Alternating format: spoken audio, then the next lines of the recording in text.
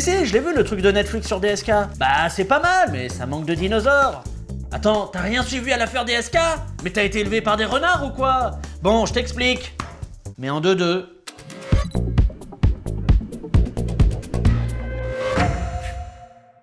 Alors qu'est-ce qui s'est passé? C'est simple, on est en 2011, le monde se relève à peine de la crise financière de 2008 et de l'arrêt de Sidney Fox l'aventurière en 2003. À l'époque, DSK c'est le fils prodigue du PS, il a été un super ministre, il a une cote de popularité de ouf et il a même débloqué la Chrysler Viper dans Gran Turismo. Mais surtout, Domi, c'est le boss du FMI, le fonds de Moulaga infini. C'est lui que les pays vont voir quand ils ont besoin de caillasse pour acheter des armes ou des toupies Beyblade. Du coup, comme il est calé en finance, qu'il est populaire et qu'il a une Casio FX92, on commence à parler de lui dans les médias comme le prochain président de la République. Sauf que voilà, le 14 mai 2011, il se fait arrêter par JFK à l'aéroport John McClane de New York, ou l'inverse, je sais plus. Bref, il est accusé d'avoir pété des cannelés à la brioche dorée. Non, il est accusé d'agression sexuelle et de tentative de viol sur une employée du Sofitel où il logeait, une femme de chambre nommée Nafissatou Diallo, Corinne Bellecour pour Éric Zemmour. Elle a expliqué aux flics que quand elle est rentrée dans la chambre pour la nettoyer, Domi l'attendait la stouquette à l'air et qu'il l'aurait forcé à faire des hum-hum contre son gré. Nafissatou, elle est sortie de là 20 minutes plus tard, traumatisée.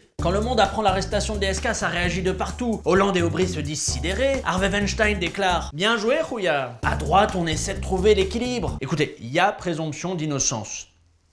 Mais cher quand même. À partir de cet instant, DSK il passe en mode combatif. Il va voir ses avocats et il leur dit écoutez-moi bien, tic et tac, je vais pas me laisser marcher dessus. J'ai passé le niveau des algues électriques dans le jeu Tortue Ninja sur NES, c'est pas cette affaire qui va m'arrêter. » Donc il plaide non coupable et il tente d'expliquer sa version des faits. Mais non, mais c'est pas moi, je vous jure. C'est l'autre chouin qui a essayé de me piéger.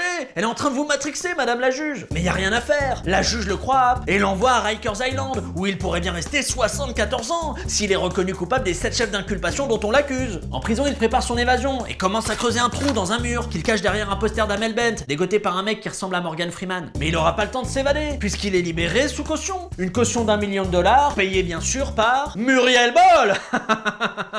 Toujours dans les bons coups, l'archange des fautes de français. Le 10 juillet, tout bascule. Énorme coup d'expansion brutale d'une fine colonne d'air chauffée très rapidement par la foudre au cours d'un orage. Énorme coup de tonnerre, quoi. La juge annule l'assignation à résidence de DSK, elle lui rend toute sa thune et elle reporte le procès parce qu'on commence à douter de la parole de Nafissatou. Déjà parce qu'elle a mytho sur des aspects de sa vie, personne ne finit Dark Souls en 10 minutes, et puis surtout parce que dans ses différentes déclarations, il y a plein d'incohérences. Mais recoup de tonnerre. Un mois plus tard, le rapport médico-légal est rendu public, et là, Domenico, c'est hoche pour lui. Donc il change de version et il dit qu'il y a eu rapport, oui, mais consenti.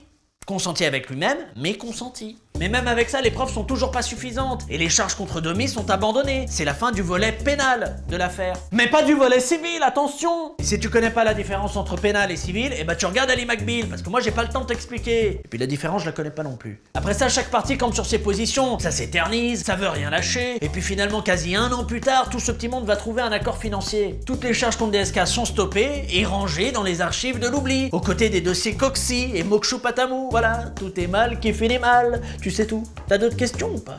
Intéresse-toi au sophitélisme un peu.